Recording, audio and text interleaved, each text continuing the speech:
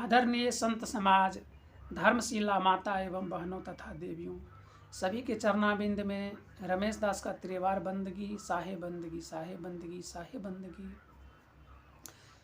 आप लोग हमारे वीडियो को, हमारे प्रवचन को बहुत ध्यानपूर्वक सुनते हैं, मुझे खुशी होता है। इसी तरह आप लोग सपोर्ट करते रहें ताकि मेरा भी मनोबल बढ़े। और अगर पहली बार इस वीडियो को देख रहे हो तो चैनल को सब्सक्राइब करके बेल आइकन दबाकर ऑल कर दे ताकि आने वाला भी प्रवचन आप लोग को सुनने को मिले।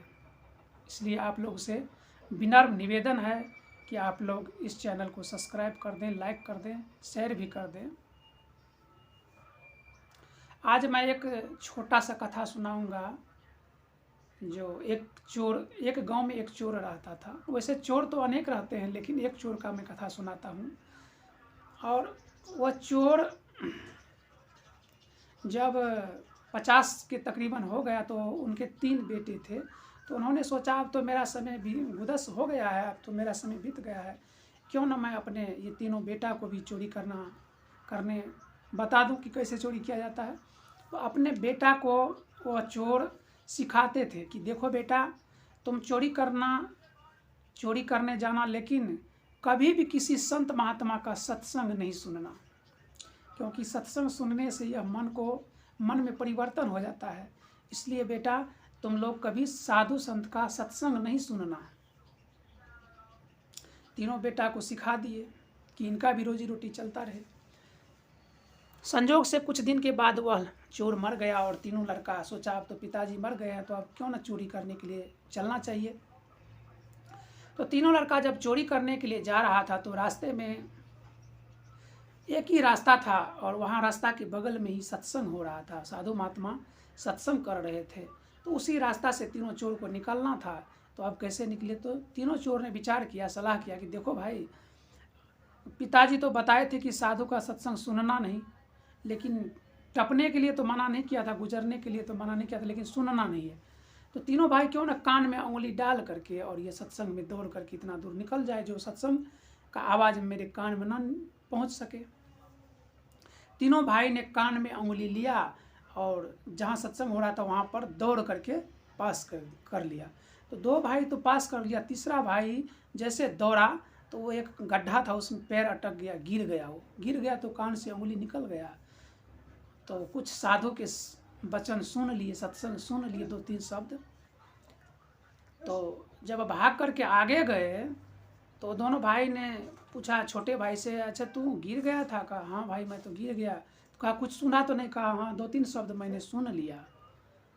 तो कहा क्या सुना? कहा साधु बता रहे थे, संत बतला रहे थे कि जो देवी देवता होते हैं उनका परछाई या शरीर नहीं होता है, परछाई नहीं होता है, और वो चलते हैं तो उनका पैर का चिन्ह धरती पर नहीं पड़ता है।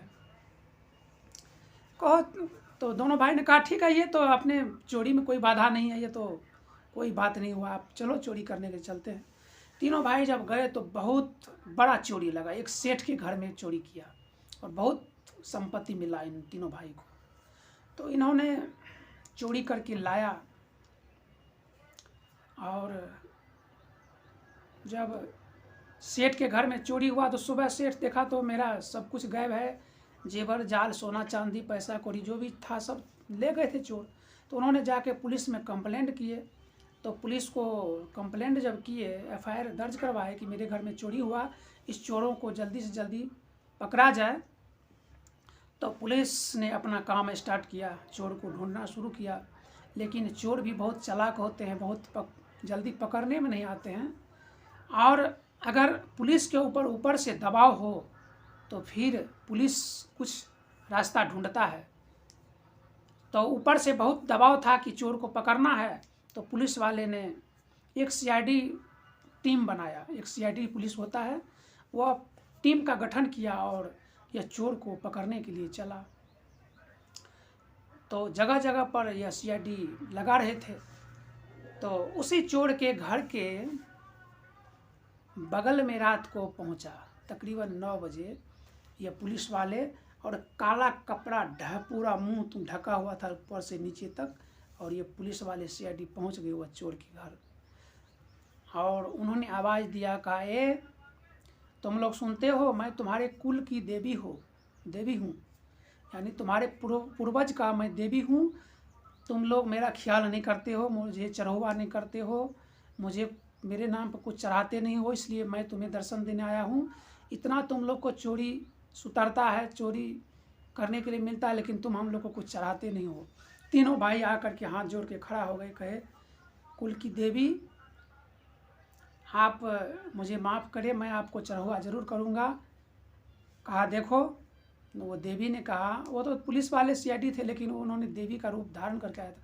कहा देखो, कल ही तुमने बहुत बड़ा उस फलाने सेठ की घर में चोरी लगी है तुम्हारी, और बहुत संपत्ति तुमको मिला है, इसलिए तुम चढ़ावा करो, मैं कल फिर आऊँगा दोबारा। कहा ठीक है देवी, मैं आपको चढ़ावा करूँगा। कहा मैं कल आऊँगा। इतना कह करके वह देवी वहाँ से निकल जाते हैं।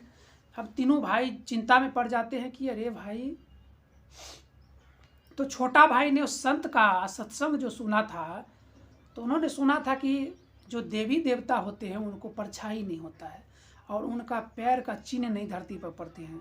तो छोटा भाई ने कहा देखो भाई, संत तो बतला रहे थे यही बात कि देवी देवता को परछाई नहीं होता, लेकिन इनको तो ये तो पूरे काली रंग की कपड़ा कलकत्ते वाली बन के आई थी देवी, तो मुझे शक है कि देवी नहीं था ये। लाओ टॉर्च देखते हैं, इनका पैर का चिन्ह भी पड़ा है। जैसे टॉर्च जलाया तो देखता है वहाँ पैर का चिन्ह, क्या वहाँ तो जूते का, बड़े बड़े जूता का चिन्ह है। कहा देखो भाई, यह कोई देवी नहीं था, यह तो, क्योंकि संत बतला रहे थे देवी का परछाई नहीं होता है, यह देवी नहीं था, यह कोई सीआईडी अपने पीछे लग गया है, अब अपना जान बचना मुश्किल है। इसलिए तीनों भाई विचार किया और वहाँ से सारा 2-3 ट्रक मंगाए और सारा सामान उस ट्रक में लोड कर लिए, घर में जितना भी सामान था, और पूरे फैमिली बैठ करके घर में गाड़ी पर लोड हो करके दूसरे राज्य प्रस्थान कर गए। सुबह हुआ, पुलिस की फोर्स पहुंच गए, 10 गाड़ी फोर्स पूरा गांव को घेर लिया और छापा मार दिया। जैसे छापा मारा, उसके घर पहुंचा तो तीनों भाई तो गायब था, पूरा सामान लेकर के ही गायब था, खाली घर पड़ा हुआ था। अब पुलिस वाले भी बेवकूफ़ बन गए, कहा अरे चोर तो बहुत चालाक निकला भाई। पुलिस वाले निराश होकर के चले गए।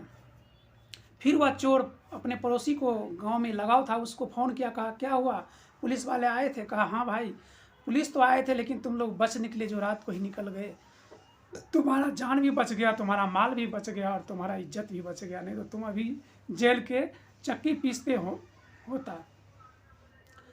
तो तीनों भाई ने सोचा, अगर साधु संत के 2 बात सुनने से मेरा इतना संपत्ति बच गया, मेरा इज्जत बच गया, मैं जेल जाने से बच गया, तो अगर संत की और बात सुनूं तो क्या नहीं मिल सकता है। तीनों भाई ने उस दिन से चोरी करना छोड़ दिया और साधु को बुला करके अपना गुरु दीक्षा ले लिए और गुरु बना करके भक्ति करने लगे, दुकान डाल लिए और गाड़ी घोड़ा खरीद लिए, अपना बिजनेस व्यापार करने लगे, चोरी छोड़ दिया। तो हम उम्मीद करेंगे यह प्रवचन आप लोग को कैसा लगा।